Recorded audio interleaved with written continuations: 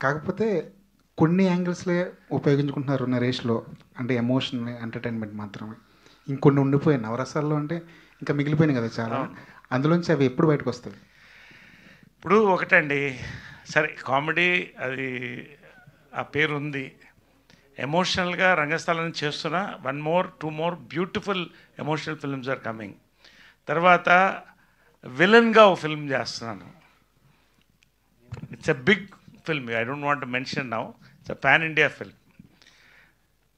నాలుగోది నవరసాలు ఒక సినిమాలో పండించే సినిమా కూడా వస్తుంది. సో నా అదృష్టం ఏంటంటే పీపుల్ లైక్ దిస్ అండి, people like this young people. ఇవాళ నా సక్సెస్ ప్రచారం నేను చెప్తున్నాను. నేను ఇవాళ బాగున్నానంటే నా యంగ్ డైరెక్టర్స్ అండి, young producers, young writers, young heroes, వీళ్ళు నేను కావాలి అని వాళ్ళు కోరుకోవడం. రెండోది, నేను లీడ్ రోల్లో చేస్తున్న ఫిల్మ్స్ కూడా మొన్న వీరాంజలి విహారతో చూశారు. Some coming in now. ఇవన్నీ కూడా ఒక కొత్త నరేష్ ఇది పండించగలరని నమ్మకంతో వస్తానండి.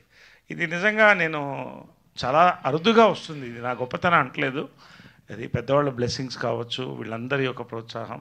I'm still busy and I'm very proud that I'm giving year will be the best year for me అని అనుకుంటున్నాను projects. Thank you. Rohit garu and and Sundarakand title Venkatesh garu పెద్ద బ్లాక్ బస్టర్ హిట్ సినిమా. ఆ టైటిల్ చెప్పే డైరెక్టర్ మీకు ఈ సినిమాని ఒప్పించారా? లేదండి, ఫస్ట్ ఐడియా చెప్పాడు. సో హీస్ బీన్ ట్రావెలింగ్ నాతో ఆల్మోస్ట్ 5 ఏళ్ళ నుంచి ట్రావెల్ అవుతున్నాడు. సో ఫస్ట్ ఐడియా చెప్పినప్పుడు నాకు కంగారేసింది, ఎలా రాస్తాడు ఏంటి అని. బట్ దాని తర్వాత స్క్రిప్ట్ అయిన తర్వాత టైటిల్ చెప్పాడు. సో బట్ ఈ సినిమా కరెక్ట్ టైటిల్ అనిపించింది. రోహిత్ గారు, అంటే మీ పేరు చెప్పగానే రీకాల్ చేసుకునే మెమరీ సినిమాస్లో సోలో ఒకటి ఉంటుంది. సోలో తర్వాత సీరియస్ అయిపోయారు, characters wise on screen serious అయిపోయారు.